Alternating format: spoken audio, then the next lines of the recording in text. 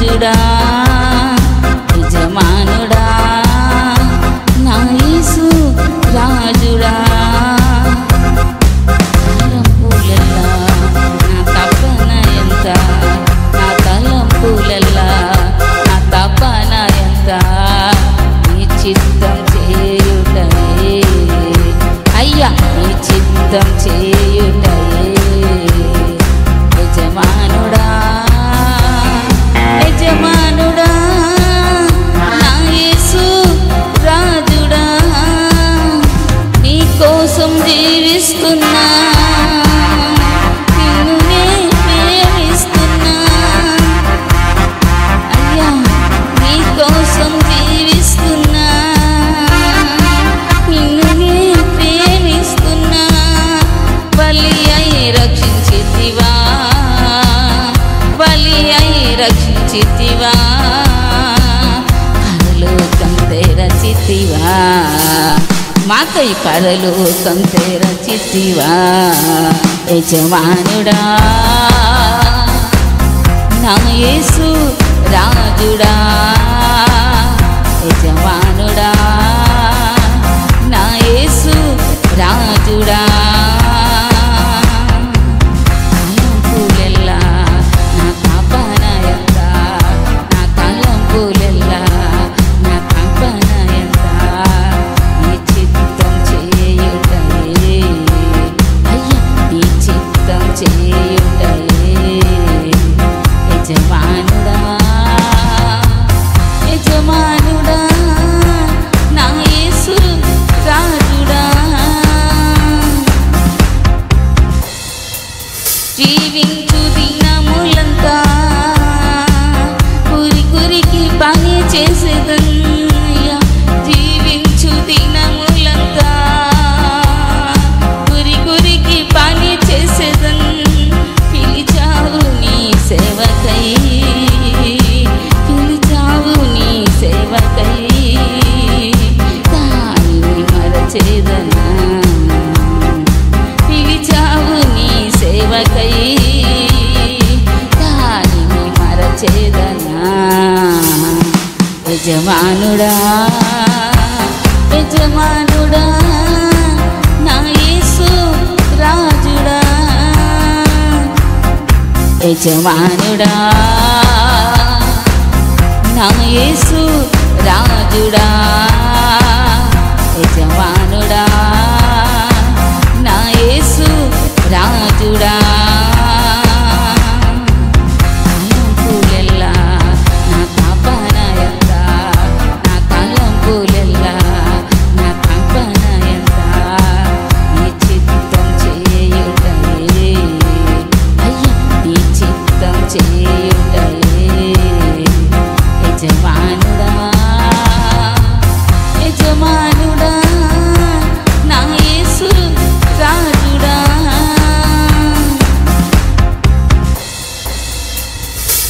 తండ్రి నీ సన్నిధిలోనే సంతోషించి స్తుతి పాడేదన్ తండ్రి నీ సన్నిధిలోనే నీ సంతోషించి స్తుతి పాడేదన్ ఎప్పుడయ్యా నిన్ను చూచేదన్ ఎప్పుడయ్యా నిన్ను చూచేదన్ నా మది తప్పించెను నా మది తప్పించెను యజమానుడా యజమానుడా నా యేసు రాజుడా యజమానుడా నా యేసు రాజుడా యజమానుడా నా యేసు రాజుడా తలంపులెల్లా నా తపన ఎంత నా తలంపులెల్లా నా తపన ఎంత నీ చిత్తం చేయుటయే అయ్యా నీ చిత్తం చేయుటయే యజమానుడా యజమానుడా నా యేసు రాజుడా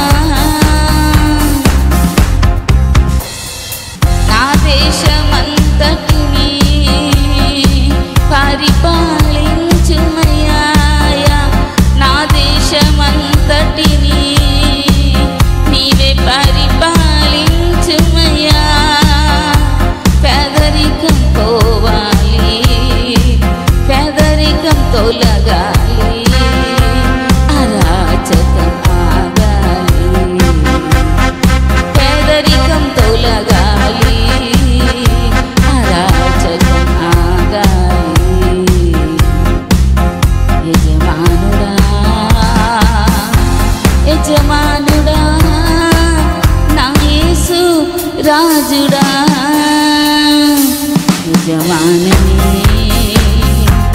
యేసు రాజనే యజమాననే యేసు రాజనే నిన్నమెల్ల నీకమెల్ల చిత్తం చేయబడుగాని అయ్యా చిత్తం చేయబడుగాని యజమాననే యజమాననే యేసు రాజనే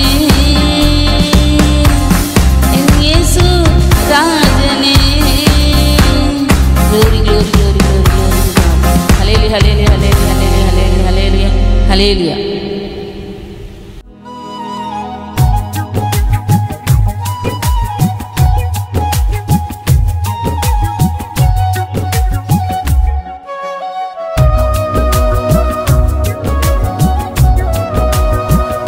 నిర్ణయించారు. ఏంటి? ఏం నిర్ణయించినది?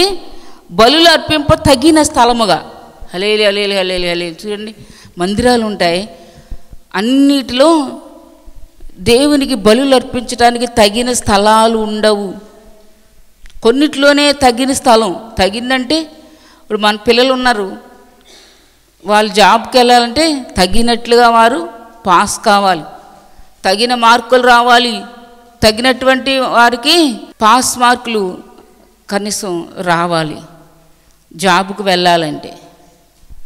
అదేవిధంగా తగినట్టుగా లేకపోతే ఒక్కటి తక్కువైనా కూడా అది తక్కువే. అదేవిధంగా దేవుని గట బలులు అర్పించడానికి స్తుతులు స్తోత్రాలు కూడా బలి అర్పిస్తున్నాం. ఇదివరకైతే యేసయ్య ఈ లోకానికి రాకముందు గొర్రెల్ని ఎడ్లని బలుగా అర్పించేవారు. యేసు ఈ లోకానికి వచ్చి మనందరి పాపల కొరకు బలి అయిపోయిన తర్వాత, చనిపోయి పాతిపెట్టబడి తిరిగి లేచిన తర్వాత, 3వ దినం తిరిగి లేచిన తర్వాత ఇప్పుడు మనం ఏం అర్పిస్తున్నాం? స్తుతులు స్తోత్రాలు అనే బలి అర్పిస్తున్నాం. అందరు దేవుని స్తోత్రాలు చేయండి. స్తోత్ర స్తోత్ర స్తోత్ర స్తోత్ర స్తోత్ర స్తోత్రరాజ్యావే.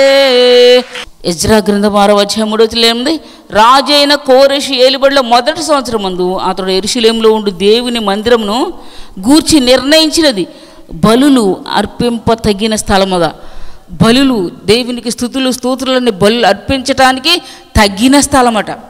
చూసారా, మనం ఒక ఇల్లు కట్టినా లేకపోతే ఏదన్నా మనం తగినట్లుగా ఉంటేనే, మనకి తగినట్లుగా ఉంటేనే కొన్నా కూడా మన దానికి తగినట్లుగా ఉంటుందా మనకి అని ఉంటేనే మనం ఏదన్నా ఇల్లు కడతాం. లేకపోతే మనకు తగిన వారా లేదా వీళ్ళని మాట్లాడతాం. అదేవిధంగా బలులు అర్పించడానికి దేవుని యొక్క మందిరము కూడా తగినదా లేదా, ఎక్కడ పెడితే అక్కడ వెళ్ళిపోతారు మందిరానికి కొంతమంది. ఇక్కడ దగ్గరలో చర్చ్ ఉందండి, ఇక్కడ వెళ్ళిపోతాం, ఈవేళ వెళ్ళడానికి అవదు మాకు దూరం, అందుకని ఇక్కడ వెళ్ళిపోతాం. నో, దేవుడు అలా చెప్పట్లేదు. తగినటువంటి విధంగా ఉండాలట ఆ మందిరం. నువ్వు దేవుని స్తుతించడానికి, గణపడానికి, బలు అర్పించడానికి, స్తోత్రాలు చెల్లించడానికి, నీవు వెళ్ళటానికి ఆ మందిరానికి తగినట్టుగా ఉండాలట. చెప్పలు కూడా దేవుని అర్థమైందా? Hallelujah hallelujah hallelujah hallelujah. అర్థమైందా? ఏంటి అర్థమైంది? అందరూ చెప్పండి. దేవునికి బలులు అర్పించడానికి తగిన స్థలం. 6వ అధ్యాయం 3వ వచనం ఎజ్రా గ్రంథంలో ఏముంది? దేవుని మందిరంలో బలులు, స్తుతులు స్తోత్రాలు అనే బలులు అర్పించడానికి తగిన విధంగా ఆ స్థలం, మందిరం యొక్క స్థలం ఉండాలట. మందిరం ఉండాలి. చూసారా, దేవుని మందిరమును గూర్చి నిర్ణయించినది బలులు అర్పింప తగిన స్థలముగా. రాజైన కోరెషు ఏలుబడిలో మొదటి సంవత్సరం మందు అతడు యెరూషలేములో ఉండు దేవుని మందిరమును గూర్చి నిర్ణయించినది బలులు అర్పింప తగిన స్థలముగా. మందిరము కట్టింపబడవలను, దాని పునాదులు గట్టిగా వేయబడవలను. Hallelujah hallelujah hallelujah hallelujah. చూసారా, బలులు అర్పించడానికి తగినట్టుగా ఆ మందిరం కట్టబడాలట. దాని పునాదులు గట్టిగా వేయబడాలి. పునాది అటు ఇసుక మీద పునాది వేస్తారనుకోండి, ఏమవుతుంది? గాలి వచ్చింది అనుకోండి, దాకా పెద్ద గాలి వచ్చింది కదా, గాలికి ఇవన్నీ పడిపోయినాయి. గాలి వచ్చింది కదా, ఒక్కసారి ఇలా డోర్ తీసేసరికి గాలికి పునాదులన్నీ ఏమైపోతాయి? కదిలిపోయి స్తంభాలన్నీ కూలిపోతాయి. ఎందుకు? గట్టి పునాది లేదు అక్కడ. అందుకని గట్టి పునాది వేయాలంటే బాగా లోతుగా తవ్వి పునాది వేయాలి. నీ ఆత్మీయ జీవితాన్ని కూడా లోతుగా నువ్వు చేసుకోవాలి. ప్రార్థన ద్వారా, కన్నీటి ద్వారా ఇంకా లోతులోనికి వెళ్ళాలి. పై పైన భక్తి చేస్తే అది దేవునికి విరక్తట. పై భక్తి చేసేవారు. దేవునికి విరక్తిగా ఉంటుందట. భక్తిహీనులు అర్పించే బలులు దేవునికి హేయమైనవి, అసహ్యమైనగా ఉంటాయట. భక్తిహీనంగా నడిస్తే, స్తుతులు స్తోత్రాలను బలి అర్పిస్తే నువ్వు మందిరంలో తగిన స్థానంలోనే వచ్చావు, కరెక్టే. తగినట్టుగా దేవునికి మందిరంలో బలులు అర్పించాలి, కరెక్టే. కానీ నువ్వు తగిన వ్యక్తిగా ఉన్నావా? అది ఇంపార్టెంట్. తగిన వ్యక్తిగా ఉంటేనే దేవుడు బలులు అంగీకరిస్తాడు, లేకపోతే బలి అంగీకరించాడు. కయ్యను హేబేలు బలి మనం చూసినప్పుడు ఎవరు బలి అంగీకరించాడు దేవుడు? కయ్యిందా హేబేల్దా? హేబేలు పెద్దోడా చిన్నడా? లేకపోతే అదే ఇది, లేకపోతే ఇదొకటి, అది ఏదో రాయిస్తాం, ఏదో ఒకటి తగలకపోదని, అదైతే ఇది, ఇదైతే అది. కరెక్ట్ చెప్పాలి. పిల్లలు చెప్పండి. చిన్నోడా పెద్దోడా? ఎవరు చెప్తున్నారు? గట్టి చెప్పండి. పెద్దోడు కదా? పెద్దోడు కదా? పెద్దోడు కూడా బలి తెచ్చాడు కదా. అయితే బలులు అర్పించడానికి తగిన స్థలములో మనం బలి అర్పించాలట. మనకు ప్లేట్ ఉంది, భోజనం చేయాలి. ఆ ప్లేట్లో డస్ట్ అంతా, దుమ్మి ధూళంతా పడిపోయింది, గాలికి ఎగిరి పడిపోయినప్పుడు మనం ఏం చేస్తాం? అలానే భోజనం చేస్తామా? లేదు కదా. తగినట్లుగా లేదు ఇది అని చెప్పి దాన్ని ఏం చేస్తాం? వాష్ చేస్తాం, కడుగుతాం. అంతకి ఇంకా ఉంటే సర్ఫేస్ లేకపోతే ఏదో కడుగుతాం. అప్పుడు మనకే తగినట్లుగా ఉంటుంది. అదేవిధంగా దేవుని యొక్క మందిరం కూడా బలులు అర్పించటానికి తగినట్లుగా ఉండాలట. హోరి బాబా బాబా బరి కరబరంతురానియా. Thank you father, thank you papa, thank you daddy. దేవుని మందిరము బలులు అర్పించటానికి తగిన స్థలముగా ఉండాలట. ఎక్కడ పడితే అక్కడ బలులు అర్పించడానికి, ప్రార్థనలు చేయటానికి, బలి అంటే స్తోత్రాలు అనే బలి అర్పించడానికి, ప్రార్థనలు చేయటానికి మనం వెళ్ళకూడదు. ఏ స్థలానికి పడితే ఆ స్థలానికి మనం వెళ్ళకూడదు. తగిన స్థలముగా ఉండాలట. దేవుని మందిరము కూడా స్తుతులు స్తోత్రాలు అనే బలులు అర్పించటానికి తగిన స్థలముగా ఉండాలని ఎజ్రా గ్రంథం 6వ అధ్యాయం 3వ వచనంలో రాయబడింది. ఈ రోజున మందిరాలు ఉంటున్నాయి కానీ తగిన స్థలాలుగా ఉండట్లేదు. అక్కడ దేవుడు ఉండట్లేదు, అది తగిన స్థలం కాదు. అందుకని అపవాది అక్కడికి చాలామందిని నడిపిస్తూ ఉంటాడు. చాలామంది 8,000 మంది ఇంచుమించి వస్తున్నారట. కానీ అక్కడ యేసయ్య లేరు అని చెప్తుంది అపవాది. ఆ సహోదరి వాళ్ళ తమ్ముడికి సాయితాన్ని పట్టినప్పుడు కదమ్మా, చేయొత్తండి సార్. 8,000 మంది పైనే వస్తారట నుంచి, అక్కడ యేసయ్య లేరట. చూసారా? నువ్వు ప్రార్థన చేయటానికి ఎట్టుబడితే అట్టు వెళ్తున్నావా? ఎవరితో బట్టి వాళ్ళతో వెళ్తున్నావా? వాళ్ళు రమ్మారండి, వెళ్ళా రమ్మని. నో, నీ యొక్క అటెండెన్సు పడిపోయింది అంతే. నువ్వు మళ్ళా మొదటి నుండి కౌంటింగ్ వస్తావు, మళ్ళా వచ్చావనుకో, మొదటి నుండి లెక్క వస్తుంది. నువ్వు ఎన్ని సంవత్సరాలు ఉంటున్నావు? నీ కౌంటింగ్ అంతా పోగొట్టుకున్నావు, నీ లెక్క అంతా పోగొట్టుకున్నావు. ఒక్కసారి గనక నువ్వు అటు ఇటు తిరిగావా, నీ లెక్క పడిపోద్ది సోదరి. మళ్ళా ఒకటి నుండి కౌంటింగ్ మొదలవుతుంది దేవుని దగ్గర. ప్రకటన గ్రంథం 9వ అధ్యాయం 15లో ఉంది కదా. అదే దినము, అదే రోజు, అదే గంట, అదే సంవత్సరానికి దేవుడు సహాయం చేస్తాడు నీకు. అంతేగాని నువ్వు ఎటు పడితే అటు వెళ్ళకూడదు, ఎవరితో పడితే వారితో కలవకూడదు అని బైబిల్ రాశాడు దేవుడు. నువ్వు దేవుని మందిరానికి తగిన స్థలముగా ఉన్న చోట్లోనే ఉండాలి. అక్కడే నీ జీవితము మొదలు పెట్టబడి ముగించబడాలి. దేవుడు ఒక పనిని ప్రారంభిస్తే ఉదయం చేస్తాడు దేవుడు, సాయంకాలం కల్లా ముగిస్తాడు. ఉదయం అవుతుంది, మళ్ళీ సాయంకాలం కూడా అవుతుంది. ఉదయం అవుతుంది, మళ్ళీ సాయంకాలం కూడా, రాత్రి కూడా అవుతుంది. దేవుడు కనుక ఒక పని మొదలు పెడితే అది ఉదయం చేస్తాడు, తర్వాత రాత్రి కూడా ముగించేస్తాడు. దేవుడు ఒక పని మొదలు పెడితే దాన్ని ముగిస్తాడు. అర్థమవుతుంది? అపవాది అలా కాదు, అలా సాగు తీసుకుంటూ అటు ఇటు తిప్పుతూ ఉంటాడు అపవాది. కానీ దేవుడే నీకు ఒక పని ప్రారంభిస్తే అది దేవుడు ముగిస్తాడు సోదరి. దేవుడు ముగిస్తుందని ఎవరు కూడా మళ్ళా ప్రారంభించలేరు. జీవితాలైనంతే, ఏదైనంతే. అయితే బలులు అర్పించటానికి తగిన స్థలమా కాదా మందిరము అని మనం జాగ్రత్తగా దేవుని సన్నిధిలో అడగాలి. బలులు అర్పించడానికి తగిన స్థలమా కాదా మన మందిరం అని ఎలా తెలియాలి? యేసే మనతో ఉన్నారా లేదని అపవాదికి తెలుస్తుంది కదా, యేసే ఇక్కడ ఉన్నారని. మరి మనం బలులు అర్పించితే యేసే మనం చేసే స్తుతులు స్తోత్రాల మీద ఆయన ఆసీనుడై ఉన్నారు. హల్లెలూయా హల్లెలూయా హల్లెలూయా హల్లెలూయా. కీర్తనల గ్రంథము 22వ అధ్యాయం 3వ వచనం, నీవు ఇశ్రాయేలీయులు చేయు స్తోత్రముల మీద ఆసీనుడై ఇశ్రాయేలీయులు చేసే, ఇశ్రాయేలు అంటే ఎవరు? దేవుని ప్రజలు, మనమే. మన స్తోత్రాల మీద దేవుడు ఆసీనుడు. అంటే ఎవరైనా మన ఇంటికి వచ్చారనుకోండి, రండి కూర్చొని కుర్చీ చేస్తామా? ఎప్పుడు రానివారు వచ్చారనుకోండి, కొంచెం మర్యాదస్తులు వచ్చారండి, కొంచెం వాళ్ళ భక్తిపరులు అనుకోండి, నేను ఏం చేస్తారు?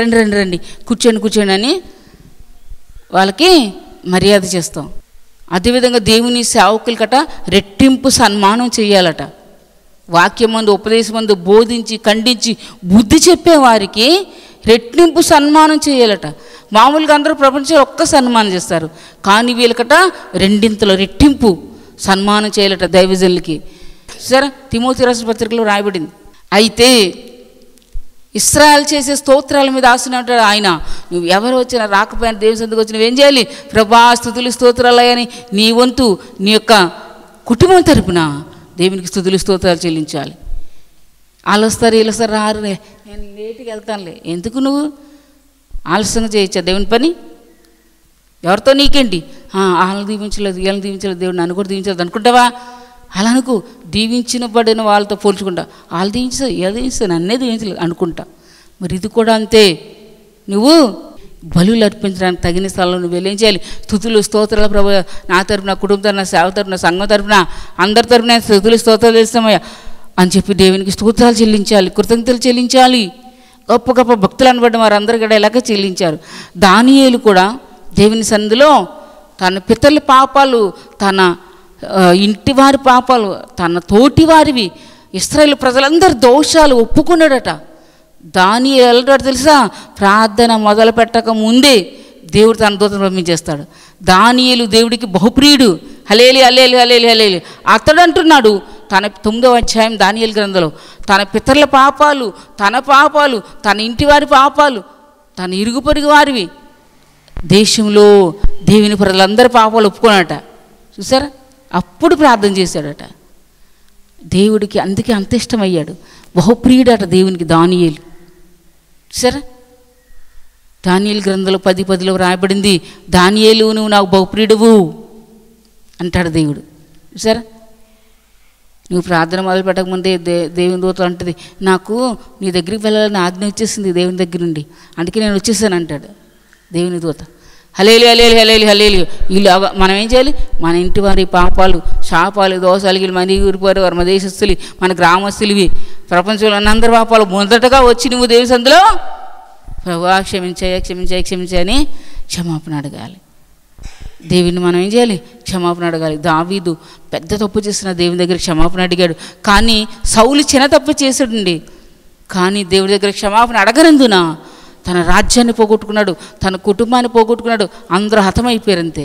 క్షమాపణ అడగలేదు. అందుకని నువ్వు క్షమించమని అడుగుతున్నావు. ఎవరితో నువ్వు ఏదన్నా పెట్టుకున్నావు అనుకో, సారీ అండి నాది తప్పేమో, ఒకవేళ నాకు తెలీదు అని నువ్వు అనగలుగుతున్నావా? నేనని బెంకంలాడుతున్నావా? నాది అనుకుంటూ. జాగ్రత్త సోదరి, క్షమాపణ అనేది దేవుని ఆశీర్వాదాన్ని తెస్తుంది.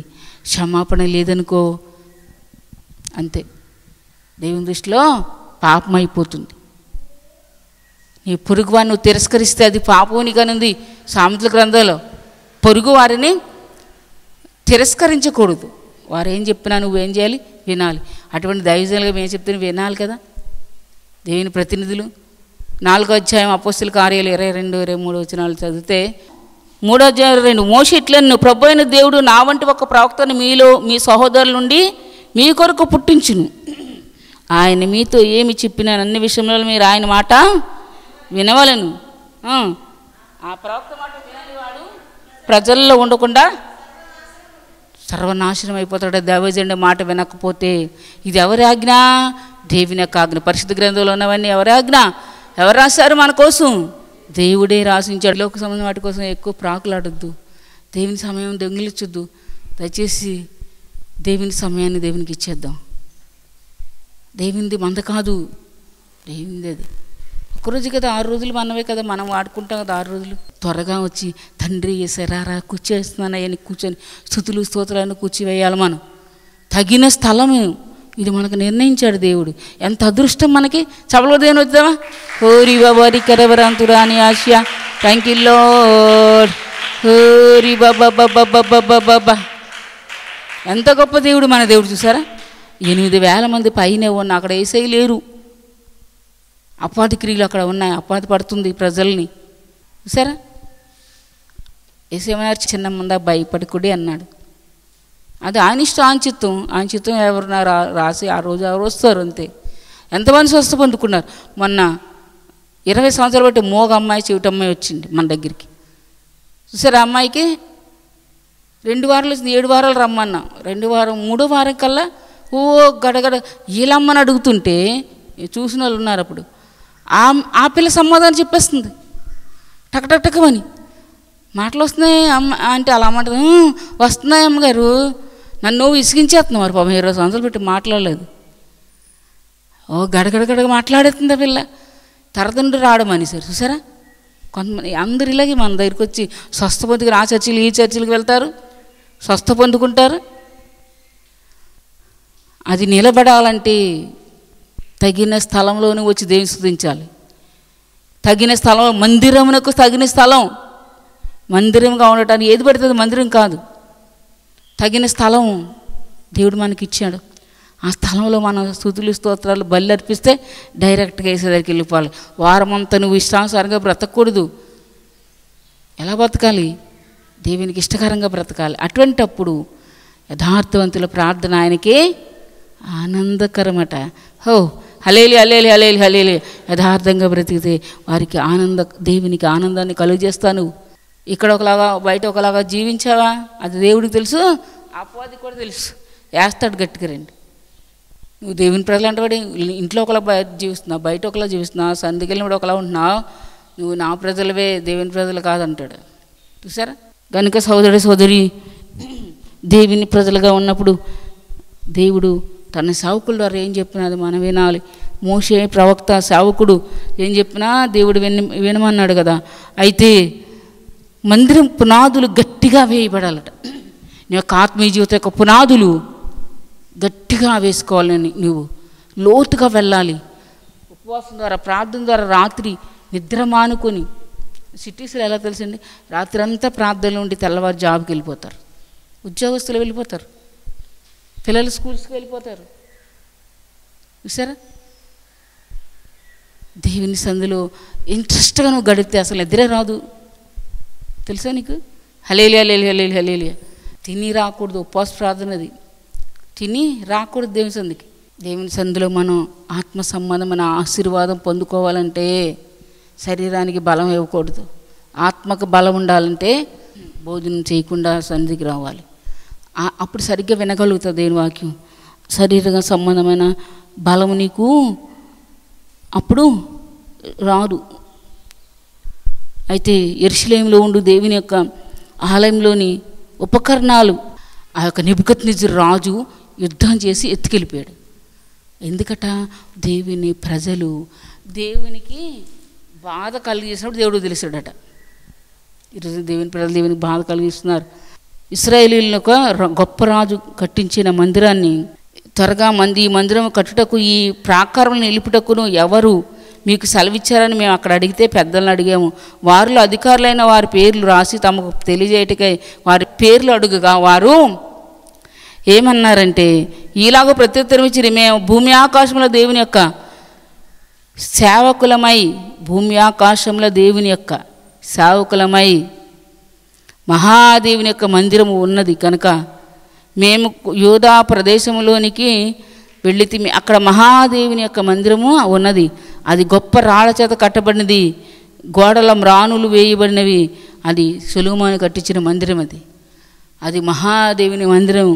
అక్కడ గొప్ప రాళ్ళ చేత కట్టబడ్డాయి ఆ మందిరం. ఆ మందిరం గురించి ఇక్కడ రాయబడింది.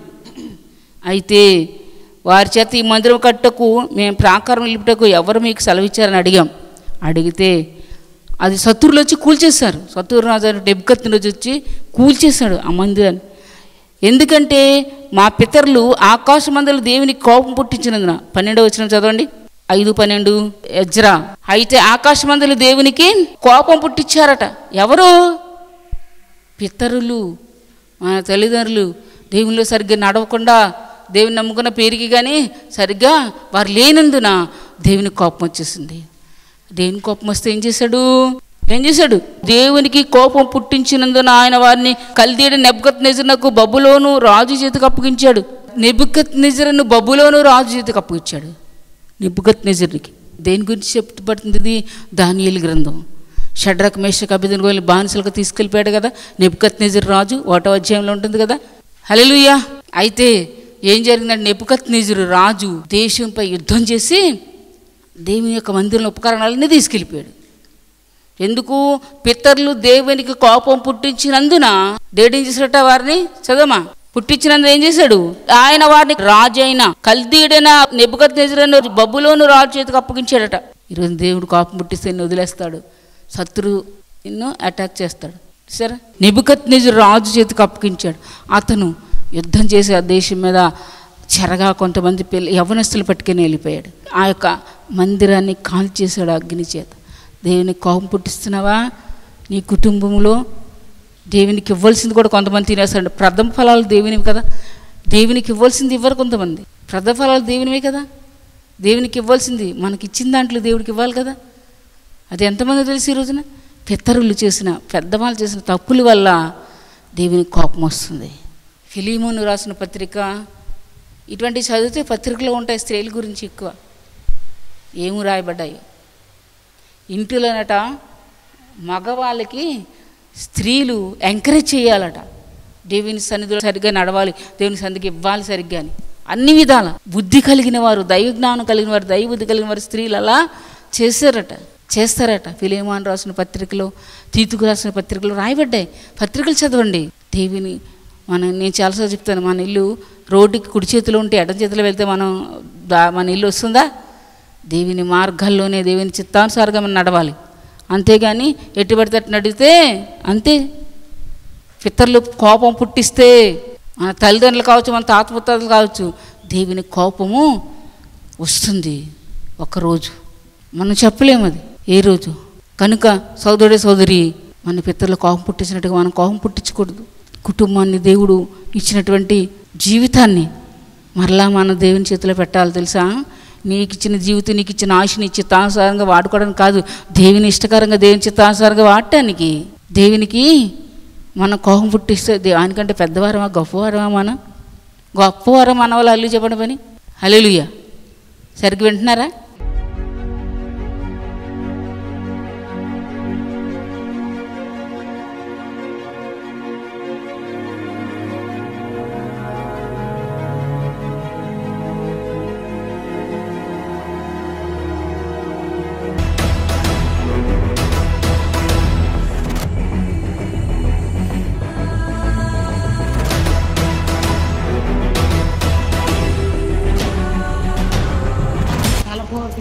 గ్యాస్ నొప్పి, నడుము నొప్పి, ఇవన్నీ దేవుడు నన్ను స్వస్థపరచండి. అమ్మగారు, అయ్యగారు ప్రార్థన వల్ల నేను స్వస్థత పొంది ఈ చర్చి నుండి విడుదలగా వెళ్తున్నానండి. స్నామంలో బతులాడు ఏసయ్య సాక్షి, ఏసయ్య సాక్షి. ఇది కొద్ది సాక్ష్యం దేవుడు దీవించిన కాక. ఆమేన్. వచ్చేటప్పుడు చాలా బాధతో వచ్చింది, చాలా బాధతో వచ్చానండి. వచ్చేటప్పుడు మగత కూడా నొప్పులు ఇవన్నీ కూడా అమ్మగారు ప్రార్థన చేసి ఇవన్నీ నొప్పులు పోయినాయండి. స్వస్థత పొంది అమ్మగారు దయ వల్ల, దేవుడి దయ వల్ల విడుదలయ్యి వెళ్తున్నాను. ఎంత అనారోగ్యంతో వచ్చింది పాప. నడుము నొప్పి, కడుపులో నొప్పి, గ్యాస్ నొప్పి అన్నారు. బీపీ షుగర్ గురించి చెప్పలేదు, అవన్నీ చెప్పింది పాప. ఇప్పుడు కళ్ళు తిరిగా ఈ బీపీ షుగర్, బీపీ ఉంటే కళ్ళు తిరిగి ఇంక రకరకాలతో వచ్చింది. కానీ దేవుడు ఆమెను స్వస్థపరిచాడు. దేవుని పరిశుద్ధ నామానికి మహిమ కలుగును గాక. యేసయ్య సాక్షి దీవించుగాక. ఆమేన్.